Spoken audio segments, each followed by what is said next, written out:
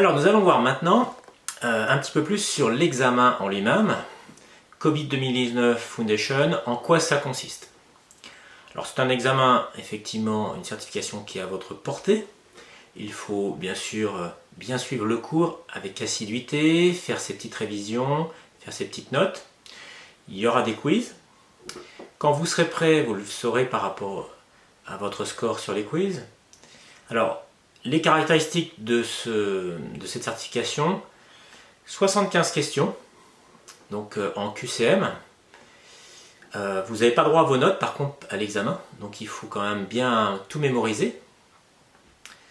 C'est ce qu'on appelle close book. Vous avez une seule bonne réponse à sélectionner et on vous propose 3 choix. C'est soit A, soit B, soit C. Donc vous avez la question et 3 réponses possibles. Une seule est bonne. Il faut avoir 65% de bonnes réponses pour réussir la certification, donc ça correspond à 49 bonnes réponses. L'examen dure 2 heures. De l'expérience de ceux qui l'ont passé et de moi-même qui l'ai aussi passé, faut pas 2 heures, hein. En 1 heure, 1 heure et quart c'est plié, mais c'est vrai qu'il faut prendre le temps quand même de relire. On peut avoir mal lu et faire quelques petites erreurs. Il n'y a pas de point négatif, donc quand on ne sait vraiment pas, quand on ne comprend pas la question, bon les questions ne sont pas non plus très difficiles, mais parfois voilà la tournure, on hésite, on ne sait pas trop. Faut quand même choisir quelque chose parce qu'il n'y a pas de point négatif. Donc au pire vous avez une chance sur 3 et c'est pas si mal que ça, 33%. Alors c'est un examen qui ne se fait plus sur papier contrairement aux anciennes versions. On appelle ça online proctored. Donc proctored c'est la personne qui surveille. Donc vous êtes surveillé à distance. Il vous faut simplement un PC, internet, le micro, la caméra. Et vous allez vous connecter à un site avec un explorateur en fait sécurisé pour éviter la triche. Impossible d'aller sur une autre page que celle-là. Donc le PC devient juste monotâche pour l'examen.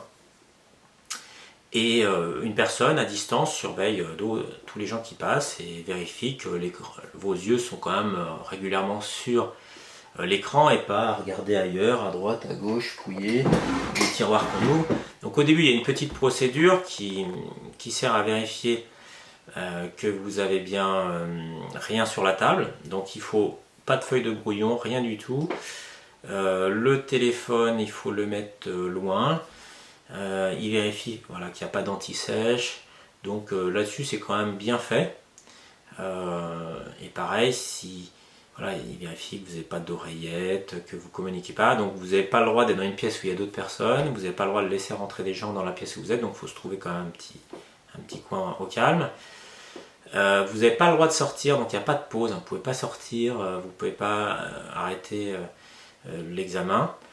Vous n'avez pas le droit de manger et pas le droit de boire. Voilà, ça faut le savoir. Donc prenez vos dispositions avant l'examen. Il y a une petite procédure de connexion, c'est-à-dire que l'examen dure 2 heures, mais il faut bien, franchement, une demi-heure, parce que vous allez d'écran en écran, ils vous font télécharger un explorateur, il faut l'installer, ensuite vous allez sur le site, et ensuite vous mettez votre nom, et ceci et cela, vous vous connectez. Donc ne stressez pas, et prenez suffisamment de temps avant. On croit comme ça, on va sur le site, et en 5 minutes on passe, non, il faut un peu plus de temps que ça. Voilà, donc je vous ai mis aussi en photo en bas en image le pourcentage sur chacun des thèmes. Donc il y a 12% sur le thème introduction, donc vue générale, overview de COBIT. 13% sur les principes. Donc 3% sur le business case. Bon, c'est un petit chapitre qui vous explique qu'il faut faire un business case quand on a un projet COBIT, un projet d'amélioration. Vous avez aussi 30% sur les composants de la gouvernance, donc on verra, c'est un chapitre à lui tout seul aussi. 30% c'est beaucoup quand même, c'est une grosse partie sur donc, les composants. 7% donc sur les aspects d'adaptation, donc de tailoring de COBIT, donc c'est pas énorme. 23% par contre, ça c'est beaucoup, sur tous les objectifs de management et de gouvernance. Alors les objectifs on va les voir après, ça correspond au processus. Il y a 40 processus maintenant dans Qubit, mais du coup il y a 40 objectifs aussi associés qui sont structurés, qui sont classifiés. Donc il faut quand même un petit peu bachoter parce que les questions sont assez précises.